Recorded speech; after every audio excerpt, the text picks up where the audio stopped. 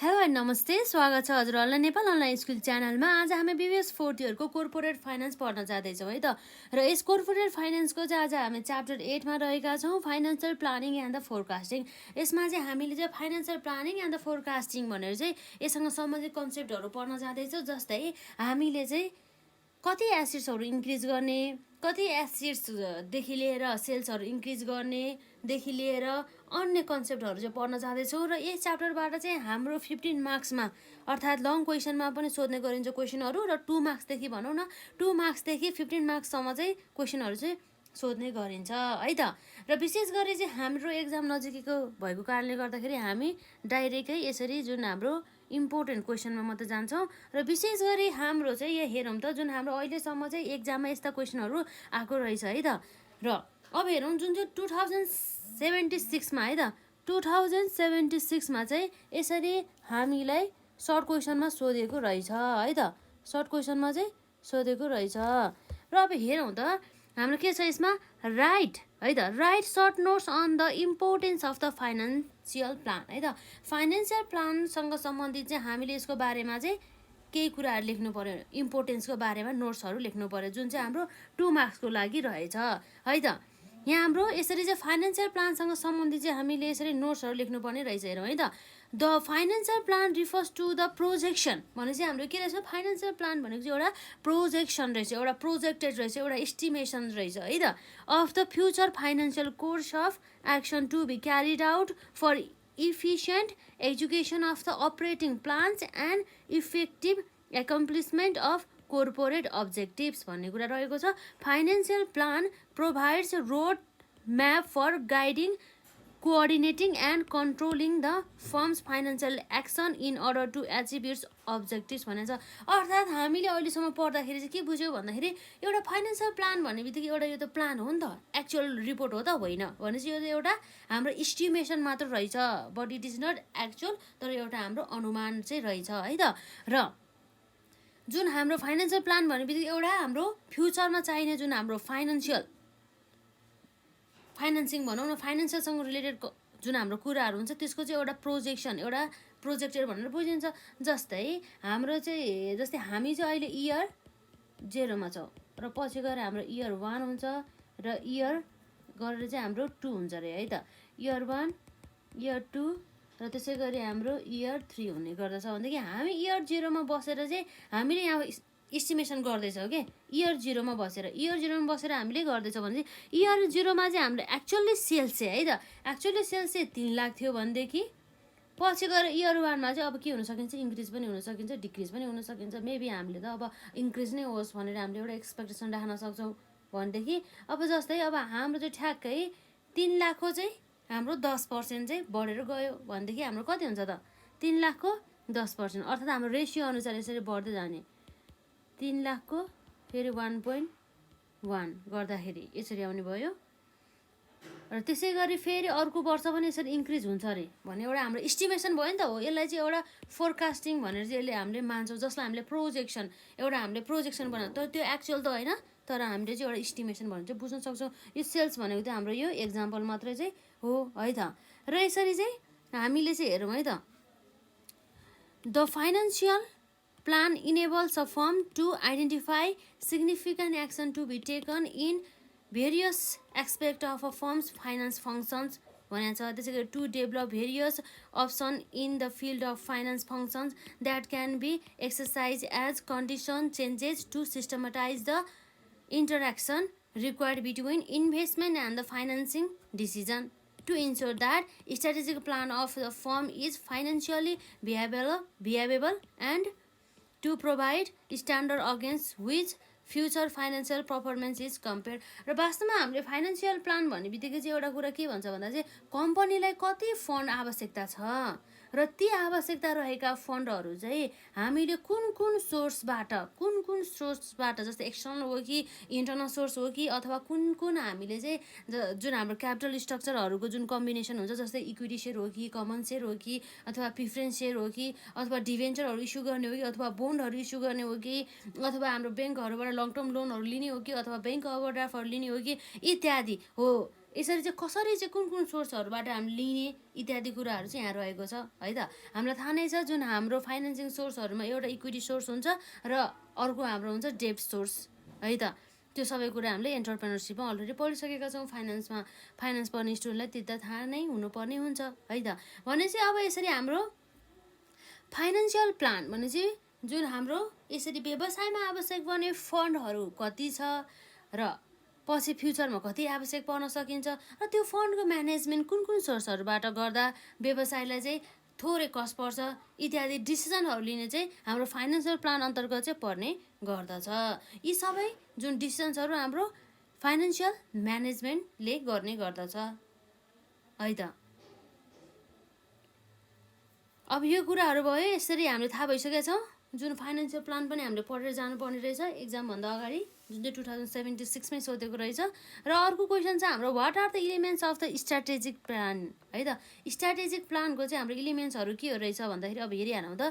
There are 4 basic elements of strategic plan है। Strategic प्लानको चाहिँ जम्मा हाम्रो चाहिँ 4वटा बेसिक इलिमेन्ट्सहरू चाहिँ रहेछ है त। दे आर जस्तै कोर्पोरेट पर्पोज, त्यसै गरी कोर्पोरेट स्कोप, त्यसै गरी corporate objectives and the corporate strategy यदि चाहिँ रहेको छ है त।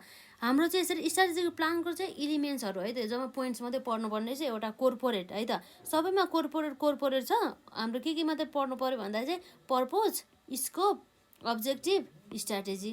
हाम्रो अलि याद गरिहालौँ है। पर्पोज रहेछ, उद्देश्य भइहाल्यो, अब्जेक्टिभ, त्यसै गरी स्ट्राटेजी र त्यसै गरी scope. Purpose, objective, scope, strategy भने चाहिँ हामी सुरुमा अगाडि चाहिँ हामी कोर्पोरेट थप्छौँ, अर्थात् corporate purpose, corporate strategy, corporate objective, corporate scope है त। यसरी चाहिँ याद गर्नु होला जुन हाम्रो स्ट्राटेजिक प्लानको चाहिँ इलिमेन्ट्सहरू। यति गरेपछि हाम्रो 2 मार्क्स आइ नै हाल्यो। र यसपछि हाम्रो नम्बर 3मा सोधेको छ हामीलाई do you think that AFN है। एएफएन भन्ने बित्तिकै अब हाम्रो के हो त? हाम्रो यसमा एएफएन भन्ने कुरा पढेको छ कि छैन है त। Do you think that AFN is possible to be negative. हाम्रो एएफएन भन्ने चाहिँ हाम्रो पोसिबल छ त्यो नेगेटिभ हुनको लागि भन्ने कुरा चाहिँ रहेको छ। जस्तै अब हामीलाई एएफएन भन्ने कुरा चाहिँ बुझ्नुपर्छ है। फेरि यहाँ रहेको छ हाम्रो एएफएन अर्थात् हाम्रो एडिसनल भनेको मतलब एक्स्ट्रा है त। Additional funds needed.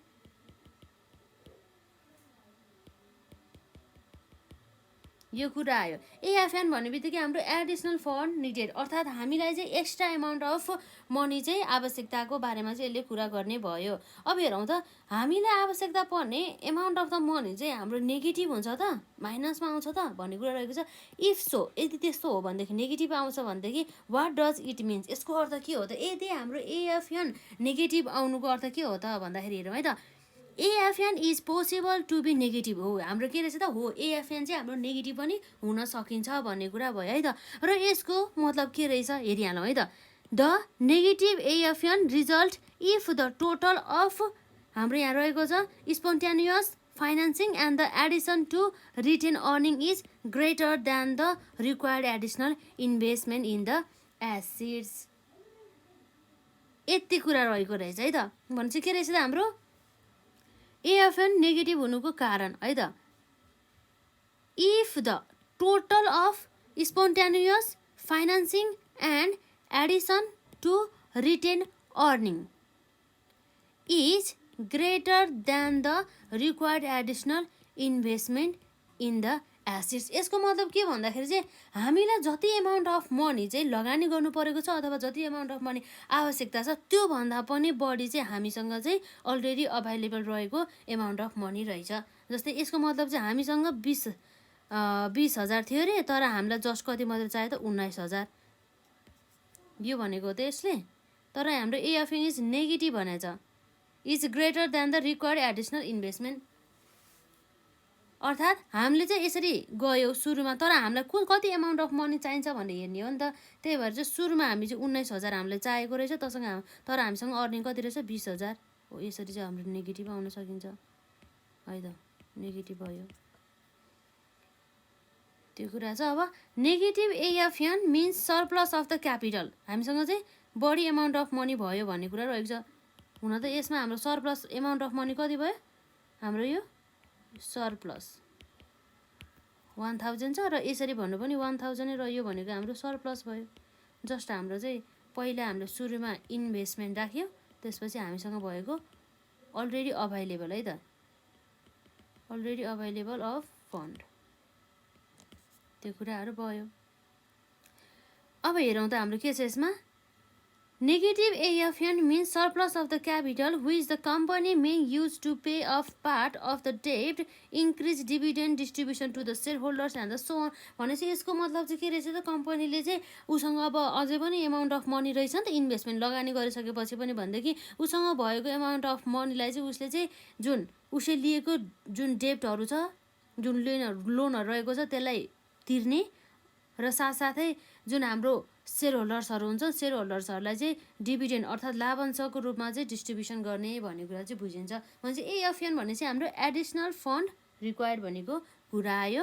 र नेगेटिभ हुन्छ, कतिखेर नेगेटिभ हुन्छ भन्दा चाहिँ हामीलाई लगानी गर्न आवश्यकता भएको भन्दा पनि बढी चाहिँ हामीसँग यदि एमाउन्ट अफ मनी अलरेडी छ भनेदेखि, अर्थात् हामीसँग कति भयो त 1 लाख छ तर हामीलाई लगानी गर्नुपर्ने जम्मा कति हो 90,000। द्याट मिन्स हाम्रो 10,000 अझै हामीसँग अभाइलेबल पैसा छ र यो अभाइलेबल भएको पैसाले चाहिँ हामीले यसरी डेप्टको है त, डेप्टको लागि हामीले यसलाई पे अफ पनि गर्न सक्छौँ। टु पे अफ डेप्टलाई हामीले पे गर्न पनि सक्छौँ र साथसाथै अर्को हामीले के पनि गर्न सक्छौँ त, यसबाट जुन हामीसँग रहेको अमाउन्टलाई चाहिँ डिभिडेन्डको रूपमा चाहिँ सेयर होल्डर्सहरूलाई चाहिँ डिस्ट्रिब्युट गर्न सक्छौँ है त। त्यो कुराहरू चाहिँ होस् हामीसँग चाहिँ सरप्लस अफ द क्यापिटल छ। र अर्को हाम्रो यहाँ क्वेसन भनेको छ, what effect does excess capacity have on the AFN भनेको छ है त, in the process of financial forecasting using AFN method. हाम्रो यसमा फेरि क्वेसन पढौँ है, what effect does excess capacity have on the AFN भन्ने कुरा के हुन्छ अरे त। हाम्रो यदि चाहिँ एक्सेस क्यापेसिटी छ भनेदेखि हाम्रो AFM भनेको चाहिँ त, in the process of the financial forecasting, हामीले यसरी फाइनेन्सियल फोरकास्टिङ गर्ने बेलामा है AFN मेथड युज गरेको छ भनेदेखि we assume that all the assets are being utilize to full capacity र if any of the capacity of the assets remain unutilize we call it excess capacity हो। Excess capacity भनेको के रहेछ त, हामीले चाहिँ लगभग यसरी AFN मेथड युज गर्ने बेला चाहिँ हामीसँग अभाइलेबल भएका जति पनि एसेट्सहरू सम्पत्तिहरू छ हो तिनीहरूको चाहिँ जति पनि क्यापेसिटी त्यसको चाहिँ फुल्ली क्यापेसिटी चाहिँ युटिलाइज गरिसकेको छौँ भनेर चाहिँ हामीले बुझ्न सक्छौँ। तर के भयो त, अब यदि चाहिँ कुनै पनि एसेट्सको चाहिँ जुन सबै क्यापेसिटी चाहिँ युज गरेको छैन भनेदेखि त्यसलाई हामी के भन्छौँ त, एक्सेस क्यापेसिटी भनेर चाहिँ भन्छौँ भन्ने कुरा भयो। If the excess capacity of the assets exist, यदि चाहिँ excess capacity of the asset exist छ भनेदेखि the asset do not change in proportion to sales हो। एसेट्सको चाहिँ यसरी चाहिँ चेन्ज, यो चाहिँ एकदम इम्पोर्टेन्ट छ है। हाम्रो थ्योरिटिकल पोर्सनमा त भइहाल्यो, न्युमेरिकल पोर्सन गर्दाखेरि नि यदि हाम्रो एक्सेस क्यापेसिटी छ भनेदेखि हाम्रो त्यस्तो अवस्थामा चाहिँ सेल्सको पोर्सनमा चेन्ज भएको अनुसार चाहिँ हाम्रो एसेट चाहिँ चेन्ज हुँदैन। जस्तै सेल्स चाहिँ हाम्रो 20%ले इन्क्रिज भयो भनेदेखि हाम्रो एसेट 20%ले इन्क्रिज हुँदैन। र यदि एक्सेस क्यापेसिटी छ भनेदेखि, र एक्सेस क्यापेसिटीको केस कतिखेर आउँछ भन्दा चाहिँ जब चाहिँ हामीले चाहिँ हामीसँग अभाइलेबल भएको जति पनि सम्पत्तिहरू छ त्यो चाहिँ हामीले फुल्ली रूपमा युटिलाइजेसन गरेको छैन, अर्थात् रिमेन्स अनयुटिलाइज छ भनेदेखि, यो चाहिँ याद गर्नु होला है त। र in this case the rate of the additional investment needed in assets remains lower than the rate of the growth in the sales हो। यस्तो अवस्थामा के रहेछ त भन्दा, in this case the rate of the additional investment needed in assets remains lower than the rate of the growth in the sales, त्यो कुराहरू भयो। Thus with excess capacity additional fund needed will be lower हो। यस्तो अवस्थामा चाहिँ यसरी access capacity भएको खण्डमा चाहिँ हामीलाई एडिसनल फन्ड AFN चाहिँ एकदमै थोरै चाहिन्छ, किन भन्दाखेरि हामीसँग अलरेडी एक्सेस क्यापेसिटी छ नि त, त्यो क्यापेसिटीलाई हामीले युज गर्न सक्छौँ। त्यही भएर हामीलाई धेरै फन्डहरू चाहिँ युटिलाइज गरिराख्नु परेन भन्ने कुरा चाहिँ यसमा है त। खासै केही पनि गाह्रो छैन, एकदमै ध्यान दिएर सुन्नु होला यसमा। भनेपछि अब हामीले नर्मली बुझ्दाखेरि फाइनेन्सियल प्लान भनेर पनि हेरिहाल्यौँ है त। The financial plan refers to the projection of future financial course of action to be carried out for efficient execution of operating plans and effective accomplishment of corporate objectives. Financial plan provides roadmap for guiding, coordinating and controlling the firm's financial action in order to achieve its objectives. The financial plan enables a firm to identify significant action to be taken in various aspects of a firm's finance functions, to develop various options in the field of finance functions that can be exercised as condition changes, to systematize the interaction required between investment and financing decisions, to ensure that strategic plan of the firm is financially viable, and to provide standard against which future financial performance is compared भन्ने कुरा भयो। त्यसपछि अर्को छ what are the elements of strategic planning, जसमा हाम्रो objective आउँछ, त्यसपछि स्ट्राटेजीको कुरा आउँछ, त्यसपछि हाम्रो स्कोपको कुरा आउँछ, त्यसपछि हाम्रो पर्पजको कुरा आउँछ। अर्थात् हाम्रो यसमा चाहिँ corporate purpose, corporate scope, corporate objective र कोर्पोरेट स्ट्राटेजी कुरा आयो है त। अब हामीलाई के भन्छ, do you think that AFN अर्थात् हाम्रो additional fund needed is possible to be negative, if so what does it mean भनेर छ। AFN is possible to be negative, the negative AFN results if the total of spontaneous financing and addition to return earning is greater than the required additional investment in the assets है। हामीलाई लगानी गर्नुभन्दा पनि बढी चाहिँ हामीसँग amount of the money छ भन्ने कुरा भयो। Negative AFN means surplus of capital which the company may use to pay off part of the debt, increase dividend distribution to the shareholders and so on भन्ने कुरा भयो। अब यहाँ चाहिँ हाम्रो what effect does excess capacity have on the AFN भन्ने कुरा भयो त। In the process of financial forecasting using AFN method, we assume that all the assets are being utilized to full capacity. If any of the capacity of the assets remains unutilized, we call it excess capacity. If the excess capacity of the assets exceeds, the assets do not change in proportion to sales. In this case, the rate of the additional investment needed in assets remains lower than the rate of growth in sales. Thus, with excess capacity, additional fund needed will be lower भन्ने कुरा आएछ। हाम्रो चाहिँ यस्तो कुरा भयो है। र अब हामीलाई एक्जाममा चाहिँ 2 मार्क्समा न्युमेरिकल पोर्सन पनि सोधिरहेको हुन्छ, एकदम सर्ट त्यो जुन क्वेसनहरू चाहिँ हेरिहाल्नु है त। हाम्रो बुकहरूमा क्वेसनहरू छ, त्यो जुन अलरेडी हाम्रो एक्जाममा सोधिसकेको क्वेसनहरू छ है। लगभग हामीसँग अहिले चाहिँ सर्ट क्वेसनको लागि चाहिँ 3वटा क्वेसन रहेछ। त्यो 3वटा क्वेसनलाई हामी गरिहालौँ। त्यसपछि हामी नेक्स्ट पार्टमा चाहिँ यसबाट सोधिने जुन हाम्रो 10 मार्क्समा सोधिने प्रश्नहरूलाई चाहिँ हामी सल्भ गर्छौँ है त। एकदमै ध्यान दिएर पढ्नु होला। र अब हेरिहालौँ त हाम्रो यहाँ रहेको छ यसमा सुरुमा है त क्वेसन नम्बर 1 मा के भन्ने छ, एकदम सर्ट क्वेसन छ, हामी लेखि नै हाल्छौँ। क्वेसन लेख्दा लेख्दै हामी बुझि पनि हाल्छौँ है त। यो चाहिँ हाम्रो 2 मार्क्सको लागि रहेको छ। अब हेरौँ त यहाँ के भन्ने छ हेरौँ। है त a company has rupees 4 million. A company has 4 million in current sales. उसको चाहिँ अहिले करेन्ट सेल्स कति रहेछ त 4 मिलियन रहेछ। र यसमा भनेको छ which is expected to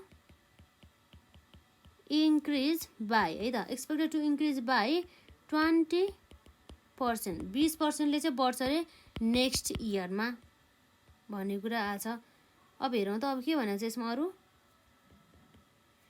if the company has rupees 2 million in assets, what is the required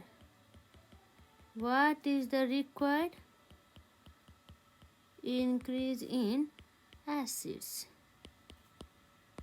in response to the increase in the sales? Increase in sales भन्ने कुरा है त। अ कम्पनी हैज है, एकदम ध्यान दिएर सुन्नु होला। A company has 4 million in current sales. Current sales उसको कति छ अरे 4 मिलियन रहेछ। अब लेखिहालौँ है त। सल्युसनमा हामी यहाँ गिभन भनेर लेखि नै हाल्छौँ। गिभनमा यसरी हाम्रो करेन्ट सेल्स है त, करेन्ट सेल्स। करेन्ट सेल्सलाई हामीले डिनोट गर्छौँ यासले, तर हाम्रो यो करेन्ट भनेको अहिले इयर 0 मा हो नि त, त्यही भएर इयर 0 लेख्छु। रिसेन्टली भने चाहिँ अहिलेको भने चाहिँ इयर 0। रुपिस कति छ अरे 4 मिलियन रहेको रहेछ हाम्रो यसमा, 4 मिलियन चाहिँ रहेको रहेछ है त।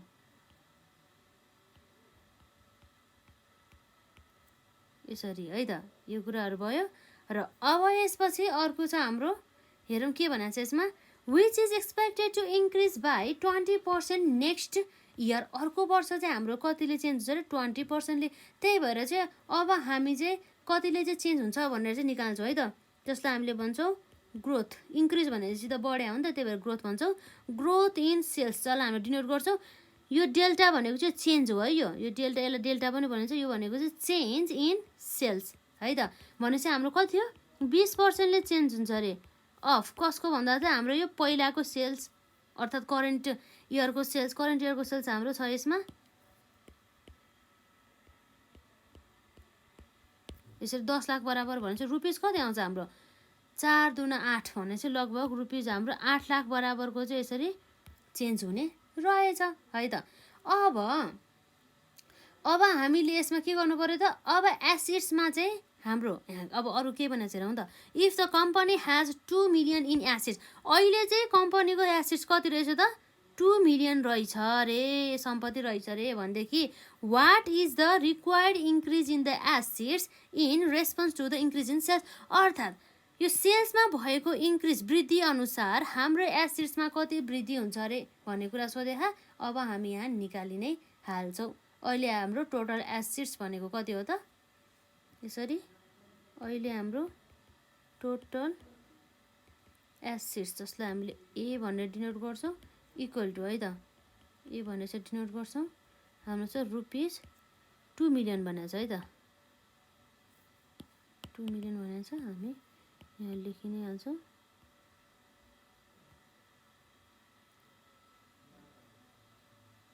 यति भइहाल्यो है त। अब हाम्रो यहाँ रहेको छ required. Now required increase in assets equal to हाम्रो के हो त, जति पनि हाम्रो टोटल एसिड छ अहिले है त, जति पनि हाम्रो के छ टोटल एसिड छ, यो भइहाल्यो। टोटल एसिड्स डिभाइड बाई हाम्रो करेन्ट इयरको सेल्स। अब हामी के गर्छौँ मल्टिप्लाई बाई चेन्ज इन अर्थात् डेल्टा सेल्स भन्ने कुरा भयो। र हाम्रो यसको जुन टोटल एसिड्स कति छ त 2 मिलियन रहेको छ। र त्यसपछि हाम्रो पहिलाको सेल्स कति थियो त 4 मिलियन छ। र चेन्ज हाम्रो कति भएको थियो 8 लाख। अब हेरिहालौँ है, खासै केही पनि गाह्रो छैन, त्यही भएर हामी गरिहाल्छौँ। यस्तो सजिलो क्वेसन पनि सोध्ने रहेछ हामीलाई। भनेपछि अब कति छ त हाम्रो यसमा 2 डिभाइड बाई 4 मल्टिप्लाई बाई 8 गर्दाखेरि हाम्रो ठ्याक्कै कति आयो त, यसरी हेर्दाखेरि 2 मिलियन 5 मिलियन भइहाल्यो। यसमा हाम्रो 2 डिभाइड बाई 4 मल्टिप्लाई बाई 8 भन्दा पनि हाम्रो उयो छ नि त, एउटा जिरो कम छ नि, त्यो त 8 लाख हो नि त। त्यही भएर हामी यो जुन यो जिरो पुरै काटिदिन्छौँ यसरी। 2 डिभाइड बाई 4 गर्दाखेरि कति आयो 0.5 multiply by rupees multiply by 8 lakh गर्दाखेरि हाम्रो ठ्याक्कै कति आयो 4 लाख। 4 लाख आएछ। यसलाई मिलियनमा लाँदाखेरि हामीले यसरी डिभाइड बाई 6वटा जिरो गर्दाखेरि कति हुन्छ हाम्रो यसमा देयरफोर 0.4 मिलियनमै लग्यो कि है त। अब भने चाहिँ हाम्रो चाहिँ यसरी रिक्वायर्ड इन्क्रिज इन एसिड्स, यसरी चाहिँ एसिड्समा चाहिँ रिक्वायर्ड इन्क्रिज एडिसनल अझै पनि कति इन्क्रिज हुनुपर्ने रहेछ त, सेल्समा इन्क्रिज भएको कारणले गर्दाखेरि 0.4 मिलियन चाहिँ अझै पनि इन्क्रिज हुनुपर्ने रहेछ। भनेपछि अब टोटल एसिड्स कति हुन्छ त, पहिला अलरेडी यसको 2 मिलियन थियो प्लस 0.4 मिलियन गर्दाखेरि कति आउँछ 2.4 मिलियन आउने रहेछ। यति एन्सर हुन्छ यसरी हो। यसरी चाहिँ हामीले के बुझ्नु पर्यो भन्दाखेरि हाम्रो सेल्समा सेल्समा हाम्रो 20% भएको इन्क्रिजको कारणले गर्दाखेरि हाम्रो एसेट्समा कति रुपियाँले इन्क्रिज भयो त एसेट्स 0.4 मिलियनले हो। यस्तो सजिलो क्वेसन सोध्दो रहेछ 2 मार्क्सको लागि है त। र यसपछि अब नेक्स्ट क्वेसन हेरिहालौँ है त। क्वेसन नम्बर 2 अब यसमा हेरिहालौँ। यसमा के भनेको छ फर्म्स करेन्ट सेल्स, उसको चाहिँ करेन्ट सेल्स कति रहेछ त इन 2016 इज रुपिज 3 लाख बराबरको रहेको रहेछ। अब यहाँ के भनेको छ है त, which is expected to increase to कतिसम्म त 4 लाख इन 2017। अब यसले के भनेको छ हामीलाई, assuming 5% profit margin and 40% dividend payout ratio. यसरी हाम्रो डिभिडेन्ड पेआउट रेसियो कति रहेछ त हाम्रो 40% रहेछ। अब हेरौँ है त, what is the expected amount of additions है त, expected amount of addition to retained earnings next इयरमा चाहिँ रिटेन अर्निङ चाहिँ कति हुन्छ अरे भनेर सोधेको छ। अब हेर्दै जाउँ है त, हामी 1 बाई 1 क्वेसन पढ्दै जाउँ अनि सल्युसन पनि गर्दै जाउँ है त। यसमा अब हेरौँ त हाम्रो के भन्छ, a firm's current sales in 2016 भने चाहिँ करेन्ट भने चाहिँ 2016मा चाहिँ उनीहरूको चाहिँ सेल्स कति रहेछ त 3 लाख रहेछ भने चाहिँ अब हामी गिभनतर्फ लेखिहालौँ। गिभनमा हाम्रो current sales equals to rupees कति छ त 3 लाख रुपियाँ। र त्यसपछि अरू के छ हाम्रो, which is expected to increase to 4 lakh in 2017 भने चाहिँ पछि गएर एक्सपेक्टेड सेल्स भने चाहिँ अर्को नेक्स्ट इयरमा भनेको छ नि, त्यही भएर यो चाहिँ हाम्रो यस1 हुन्छ है त। Expected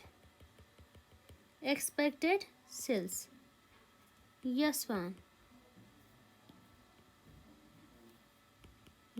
equal to rupees 4 lakh पो भएछ।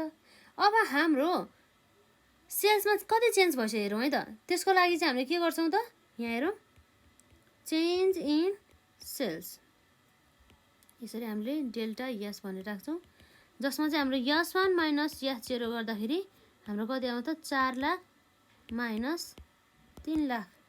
यो 4 लाख भयो, यो 3 लाख भयो है त, गर्दाखेरि रुपिज कति भयो त 1 लाख बराबरको त्यो कुरा भयो। अब यसपछि अर्को के भनेको छ हेरौँ है त, हाम्रो एज्युमिङ 5% प्रफिट मार्जिन कति छ अरे 5% रहेछ भने चाहिँ अब हामी यसो गरिहाल्छौँ, प्रफिट मार्जिन जसलाई हामीले एमले डिनोट गर्छौँ 0.05 अर्थात् हाम्रो 5% भने चाहिँ डिभाइड बाई 100 गर्दा कति आउँछ त 5 डिभाइड बाई 100 गर्दा 0.05 आउँछ। यसमा चाहिँ हामी पर्सेन्टेज हटाएर राखेको है त। अब हामीलाई क्वेसनले के भन्दैछ त 40% डिभिडेन्ड पेआउट रेसियो। अब यसको अर्थ के हो त, हाम्रो के छ यसमा, डिभिडेन्ड पेआउट रेसियो जसलाई हामीले डिपिआर पनि भन्छौँ, कति छ अरे हाम्रो 40%। 40% भने चाहिँ पर्सेन्टेज हटाउँदा हाम्रो कति हुन्छ 0.4। कसरी आयो, 40 डिभाइड बाई 100 गर्दाखेरि 0.4 आयो। यसको मतलब के भन्दाखेरि चाहिँ हाम्रो अर्निङ यदि 100% हो भनेदेखि 100% मध्ये चाहिँ 40% चाहिँ के गर्यो त, यसरी सेयर होल्डर्सहरूलाई चाहिँ डिभिडेन्डको रूपमा बाँड्यो रे, र बाँकी 100 माइनस है त 100 माइनस 40% गर्दाखेरि कति हुन्छ हाम्रो 60% आउँछ। हो, यो 60% चाहिँ हाम्रो रिटेन अर्निङ हुन्छ है त। यसलाई हामीले के भन्छौँ, रिटेन अर्निङ, रिटेन यो कुरा भयो। यसरी चाहिँ यस्तो सामान्य कन्सेप्टहरूलाई चाहिँ हाम्रो थाहा हुनुपर्ने हुन्छ। अब डिभिडेन्ड पेआउट रेसियो हाम्रो यसरी 60% भनेर अघि हामीले यहाँ 100 माइनस 40 भनेर निकाल्यो नि, हो त्यसरी नै अब हामी यहाँ लेख्छौँ, जसलाई हामीले रिटेन अर्निङ्स अथवा अर्को शब्दमा भन्नुपर्दा हाम्रो रिटेन्सन रिटेन्सन रेसियो चाहिँ कति रहेछ त, जसलाई हामीले आरआर भन्छौँ है त, इक्वल टु 1 माइनस डिपिआर भनेपछि हाम्रो कति आयो ठ्याक्कै हाम्रो 1 माइनस 0.4, यसमा पर्सेन्टेज हटाएको है, गर्दा 0.6 आउँछ। यो पनि हाम्रो 60% हटाउँदाखेरि कति आउँछ 0.6 आउँछ। एकदम सजिलो छ है। र अब हामीले यहाँ क्वेसनले के भनेको छ त, what is the expected amount of addition to retain earnings next year. अब नेक्स्ट इयरमा चाहिँ हाम्रो एक्सपेक्टेड रिटर्न अर्निङ रेसियो कति होला अरे भन्ने कुरा चाहिँ एडिसन है त, भनेपछि हाम्रो addition, therefore addition to retain earning equal to हाम्रो के हुन्छ profit margin equals to retention ratio multiply by हाम्रो के छ त एक्सपेक्टेड सेल्स भने चाहिँ हाम्रो कति भयो त्यसरी। अर्थात् हाम्रो चाहिँ यो चाहिँ हामीले सामान्य भाषामा बुझ्दाखेरि चाहिँ हाम्रो सेल्स चाहिँ कति थियो 1, जस्तै हामी हेरौँ न यसरी गर्दाखेरि नि आउँछ कि हाम्रो यहाँ सेल्स कति 4 लाख छ है त, 4 लाख सेल्स थियो अरे, 4 लाख मध्ये हाम्रो यसको प्रफिट कति हुन्छ अरे, हाम्रो यहाँ भनेको 5% हुन्छ अरे भनेपछि हेरौँ त 4 लाखको 5% कति हुन्छ हाम्रो 20,000 हो। यो 20,000 मध्ये हाम्रो रिटेन अर्निङ कति हुन्छ त भने चाहिँ रिटेन अर्निङ हामीलाई भनिदिएको छ, हामी निकाल्दाखेरि 0.6% चाहिँ पर्सेन्ट होइन 0.6 चाहिँ हामीले राख्छौँ भनेदेखि अब हाम्रो रिटेन अर्निङ कति हुन्छ त, अथवा हाम्रो यसलाई रिटेन अर्निङै भनौँ, रिटेन अर्निङ हाम्रो इक्वल टु 20,000 को मल्टिप्लाई बाई 0.6 गर्दा कति हुन्छ, मल्टिप्लाई 0.6 गर्दाखेरि हाम्रो 12,000 आउँछ। यो चाहिँ हाम्रो प्र्याक्टिकल्ली गर्ने भयो है त, भनेपछि यो फर्मुला अनुसार चाहिँ लगभग त्यही नै कुरा हो। एम भने चाहिँ हाम्रो 0.05 आएको छ र आर भनेको 0.6 छ र यस1 भनेको हाम्रो कति छ त 4 लाख बराबरको रहेको छ, रुपिज 4 लाख यसरी है त। 4 lakh multiply by 0.05 multiply by 0.6 गर्दा ठ्याक्कै हाम्रो गर्दा 12,000 है त। यस्तो कुरा भयो है त, यो फर्मुला पनि लगाउन सकियो, नभए हामीले यसरी पनि गर्न सकियो बुझेर है त। अब मेन भनेको हामीलाई त अब यहाँ अब नेक्स्ट क्वेसनमा गइहालौँ न त है त। क्वेसन नम्बर 3 सल्युसनमा पहिला हामी क्वेसन लेखौँ। क्वेसनमा अब हाम्रो हेरौँ है, यसमा अब चाहिँ के भनेको छ, यो क्वेसन चाहिँ अब कस्तो टाइपको रहेछ हेरिहालौँ है त। A firm's ratio of assets to sales is कति रहेछ त 80% चाहिँ रहेछ। and the ratio of spontaneous liabilities to sales is कति रहेछ त 20%। 20% रहेछ भनेदेखि its profit margin is कति छ त 6%। 6% रहेछ। रिटेन्सन रेसियो इज कति छ त 40% and sales are expected to grow by कतिले त पहिला भन्दा पनि बढी 40%ले चाहिँ इन्क्रिज हुने है त नेक्स्ट इयरमा भन्ने कुरा भयो। अब क्वेसनमा हामीलाई सोधेको छ वाट विल बी है त, what will be its percentage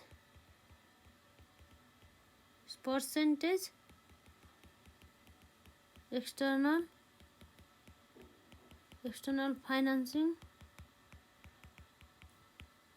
requirement भन्ने कुरा भयो। अब हामी सल्युसन तर्फ जाऊँ। अब हेरौँ त a firm's ratio of assets to sales is 80%। 80% चाहिँ कति रहेछ त हाम्रो चाहिँ भने मतलब एसेट टु सेल्स रेसियो चाहिँ हाम्रो कति रहेछ 80% रहेछ।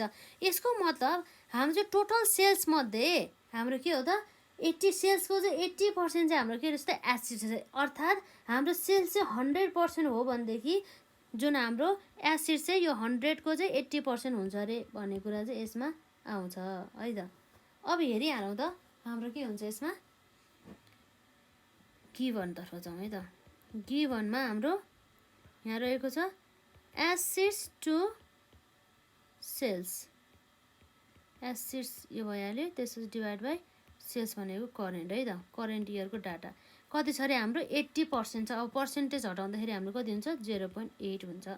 भनिसकेपछि हाम्रो यहाँ रहेको छ अर्को the ratio of spontaneous liabilities to sales, अर्थात् सेल्स चाहिँ 100% छ भनेदेखि स्पन्टेनियस लाइबिलिटिज कति छ अरे 20% हो। सेल्सको चाहिँ 100% को 20% चाहिँ हाम्रो के हुन्छ अरे स्पन्टेनियस लाइबिलिटिज हुन्छ अरे भन्ने कुरा रहेछ ठ्याक्कै यो। यसरी यो चाहिँ सबै रेसियो यो प्रोपोर्सनहरू दिएको छ।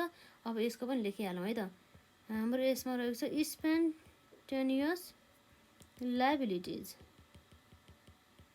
लाइबिलिटिज टु सेल्स, जसको चाहिँ हाम्रो L spontaneous liabilities divide by SO कस्तो कति छ अरे हाम्रो 20% भने चाहिँ पर्सेन्टेज हटाउँदा कति भयो त हाम्रो 0.8 भयो है त। यसरी चाहिँ हाम्रो 0.8 होइन, हाम्रो 20% छ 0.2 आउँछ। अब फेरि पढौँ है त question. It's profit margin is 6%। अब हेरौँ है त, यसको प्रफिट मार्जिन कति छ अरे 6% छ अरे भने चाहिँ अब हेरौँ है त। प्रफिट मार्जिन जसलाई हामीले एमले डिनोट गर्छौँ कति छ 0.06 छ है त, 6% हटाएर लेखेको है, त्यही भएर 0.06 आएको। Retention ratio is 40%। अब हाम्रो ठ्याक्कै अघिको ठ्याक्कै अपोजिट गयो है। अब हाम्रो रिटेन्सन रेसियो है त, रिटेन्सन रेसियो हाम्रो कति छ अरे आरआरआर भनेको 40% छ भनेदेखि हाम्रो टोटल अर्निङ त 100 हुन्छ। 100 मध्ये हाम्रो आरआर 100 अथवा 1 नै भनौँ, यसलाई पर्सेन्टेज हटाएर लेख्छ त्यही भएर हामी 1 लेख्छौँ। 1 छ भनेदेखि है त, 1 छ भनेदेखि 0.4 चाहिँ हाम्रो आरआरआर हो भनेदेखि बाँकी त हामीले पक्कै पनि के गरेको होला त, यो चाहिँ रिटेन्सन राखिएको रहेछ, बाँकी त हामीले पक्कै पनि डिभिडेन्ड पे आउट गरेको छ भने चाहिँ 1 माइनस 0.4 गर्दाखेरि हाम्रो कति आउँछ त यसमा यसरी 0.6 आउँछ हो। यो चाहिँ हामीले के हो त डिभिडेन्ड पे गरेको रहेछ भने यसरी बुझ्नुपर्छ है आफैले पनि। र अब यसपछि अब हाम्रो के दिएको छ हेरौँ त। Sales are expected to grow by 40% next year. अर्को वर्षमा चाहिँ नेक्स्ट इयरमा चाहिँ हाम्रो ग्रोथ रेट कति रहेछ त सेल्समा 40% रहेछ। अब हामी यसरी लेख्न सक्छौँ ग्रोथ रेट इन सेल्स, जीले डिनोट गर्छौँ 40% छ, पर्सेन्टेज हटाउँदाखेरि 0.4 हुन जान्छ है त।